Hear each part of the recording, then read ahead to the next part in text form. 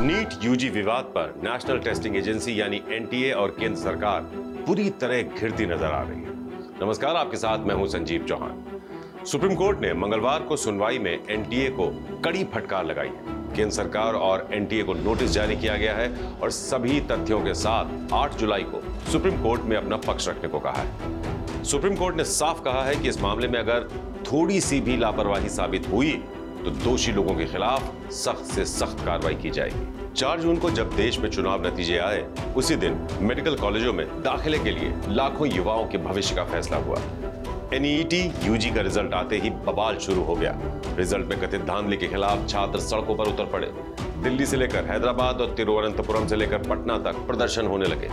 Result में कथित धांधली के खिलाफ छात्र सुप्रीम कोर्ट पहुंच गए, जहां सुनवाई में कोर्ट ने साफ कहा है कि अगर किसी ओर से 0.001% भी लापरवाही साबित हुई है तो उससे पूरी तरह निपटा जाना चाहिए। बच्चों ने परीक्षा की तैयारी की है, हम उनकी मेहनत को नहीं भूल सकते। एनटीए को यह सोचना चाहिए कि अगर सिस्टम के साथ धोखाधड़ी करने वाला व्यक्ति डॉक्टर बन जाता है तो वो समाज के लिए कितना खतरनाक साबित हो सकता है। आज एनटीए को बहुत फटकार पड़ी है। हालांकि ऑर्डर शीट पे नहीं ऑब्जर्व हुआ, लेकिन जजेस ने ये कहा कि you are playing with health of the country. जो ये एग्जाम कैसे कैसे तैयारी होते हैं, ऑनरेबल जजेस ने ये भी एड्रेस किया कि उनको पता है कि कितनी मुश्किल से ये जो स्टूडेंट्स हैं वो तैयारी करते हैं। और अगर इसमें आप एडवर्सरी प्रोसीडिंग्स मत समझिए, ये आप अपने क्लाइंट को एडवाइस कीजिए कि अगर इसमें कुछ हो सकता है, फेयर इन्वेस्टिगेशन हो सकती है तो आप कीजिए, आप प्रिपेयर आइए। आप ये मत सोचिए कि आप अपने क्लाइंट को रिप्रेजेंट कर रहे हैं। तो ऑनरेबल कोर्ट्स आज उनको एनटीए को काफी फटकार लगाई है और फिर से जो मेन मैटर है जुलाई 8 के लिए लगा दिया गया। सुप्रीम कोर्ट ने एनईईटी में कथित घोटाले से जुड़ी याचिकाओं को 8 जुलाई को सुनने का आदेश जारी किया है। एनटीए और केंद्र सरकार को नोटिस जारी करते हुए कोर्ट ने सभी तथ्यों के साथ पेश होने को कहा है। हालांकि कोर्ट ने 6 जुलाई से शुरू होने जा रही नीट काउंसलिंग पर रोक लगाने से इनकार कर दिया है। सवाल उठता है कि नीट में आखिर ऐसा क्या हुआ है जो सुप्रीम कोर्ट को इतना सख्त रुख अपनाना पड़ रहा है। क्या एनटीए ने इस नामी परीक्षा में लापरवाही बरती है? दरअसल विवाद की जड़ें एनटीए की कार्यप्रणाली में छिपी हुई दिख रही हैं। 4 जून को नेशनल टेस्टिंग एजेंसी यानी एनटीए ने नीट का रिजल्ट घोषित किया था। पहली बार ऐसा हुआ जब 67 कैंडिडेट्स को पूरे 720 में से 720 नंबर मिले।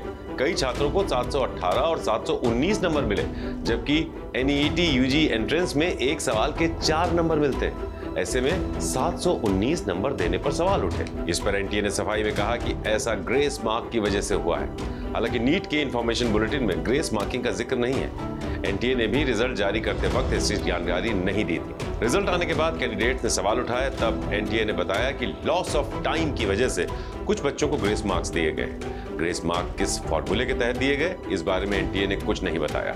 इस पर 13 जून को सुप्रीम कोर्ट ने एनटीए को जमकर लताड़ा तो एनटीए ने 1563 छात्रों के ग्रेस मार्क्स निरस्त कर दिए। सुप्रीम कोर्ट ने इनकी दोबारा परीक्षा कराने के आदेश दिए। अब 1563 कैंडिडेट्स की 23 जून को दोबारा परीक्षा होगी और 30 जून को रिजल्ट आएगा। सुप्रीम कोर्ट से बार बार डांट फटकार खाने से सवाल उठ रहे हैं कि क्या एनटीए के सिस्टम में खामी है? क्या ये agency National Eligibility Entrance Test ठीक से नहीं करा पा रही? क्या सिस्टम में कुछ लूप होल्स? ये सवाल बिला वजह भी नहीं है। लाखों छात्रों का गुस्सा बिना वजह नहीं है। 4 जून को जब से एनईईटी यूजी का रिजल्ट आया है, तब से देश के हर हिस्से में लगातार प्रदर्शन हो रहे हैं। छात्रों पर पानी की बौछारें फेंकी जा रही। कई जगह प्रदर्शनकारी छात्रों पर सख्ती बढ़ती जा रही। इस प्रदर्शन में छात्रों के साथ अब राजनीतिक दल भी कूद पड़े हैं। दिल्ली के जंतर मंतर पर मंगलवार को आम आदमी पार्टी ने प्रोटेस्ट किया। ये बहुत बड़ा घोटाला है और मैं आपको 2-3 बातें बता दूं। ये परीक्षा का रिजल्ट आना था 14 जून को, लेकिन निकाला गया 4 जून को। क्यों निकाला गया? क्योंकि 4 जून को जब रिजल्ट चुनावों के आ रहे थे, उस बीच ये रिजल्ट निकाला गया कि इसकी चर्चा न होने पाए, इसके घोटाले की चर्चा न होने पाए। दूसरी बात, 720 अंक पाने वाले 67 बच्चे, जो असंभव है अपने आप में। तीसरी बात, इसमें एक बच्ची ऐसी है गुजरात की जिसको 1 नंबर मिला फिजिक्स में, वो टॉप कर जा रही है, 720 अंक पा रही है। चौथी बात, किसी को 718 अंक मिला, किसी को 719 अंक मिला, जो असंभव है। नीट का एग्जाम रद्द होना चाहिए आज सड़क पे हम लोगों ने आंदोलन किया है। एनईटी यूजी परीक्षा में धांधली के खुलेआम आरोप लग रहे हैं। बिहार, हरियाणा और गुजरात में एंट्रेंस एग्जाम के पेपर लीक के आरोप लगे हैं। बिहार में 19 तो गुजरात के गोधरा में 5 लोगों की गिरफ्तारी हो चुकी है।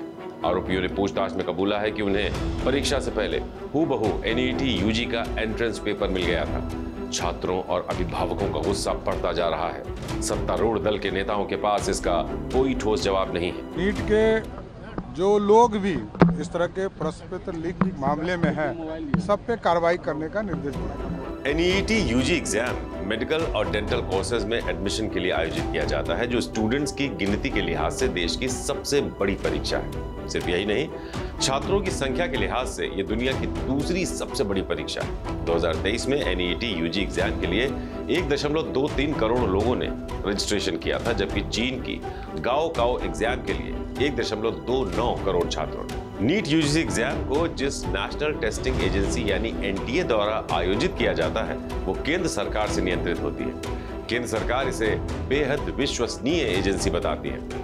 लेकिन इस साल के एनईटी यूजी एग्जाम विवाद में केंद्र सरकार की भूमिका पर भी सवाल उठ रहे हैं। छात्रों के प्रदर्शन और केस सुप्रीम कोर्ट में जाने के बाद केंद्रीय शिक्षा मंत्री धर्मेंद्र प्रधान ने 13 जून को कहा कि एनईटी का पेपर लीक होने का तो सवाल ही नहीं उठता। हम इस तरह के आरोपों को सिरे से खारिज करते हैं। लेकिन 2 दिन बाद जब बिहार से आरोपियों के कबूलनामे सामने आने लगे, तो आरोपी कबूलने लगे कि एक छात्र से नकल करवाने के लिए 30 से 35 लाख रुपए मिलते थे। शिक्षा मंत्री को अपना रुख नरम करना पड़ा। केंद्रीय शिक्षा मंत्री धर्मेंद्र प्रधान ने 2 दिन पहले कहा कि कुछ जगह अनियमितताओं की शिकायत मिली है और इसकी जांच जारी है। अब सभी को इंतजार है 8 जुलाई का, जब सुप्रीम कोर्ट एनईटी में पेपर लीक के कथित आरोपों पर दूध का दूध और पानी का पानी करेगा। लेकिन अगर सिस्टम में कहीं कोई दिक्कत आ गई है, तो नेताओं को इसे कबूल करने और ठीक करने का साहस दिखाना चाहिए। सभी जानते हैं कि चुनाव में बेरोजगारी और पेपर लीक एक बड़ा मुद्दा रहा है। सुप्रीम कोर्ट से 8 जुलाई को जो भी अपडेट आएगा, उससे सबसे पहले हम आप तक पहुंचाएंगे। तो बने रहिए आप हमारे साथ। नमस्कार। श्रेष्ठ उत्तराखंड पर खबरों से जुड़े रहने के लिए चैनल को सब्सक्राइब और लाइक करें, बेल आइकन दबाएं और देखते रहें श्रेष्ठ उत्तराखंड।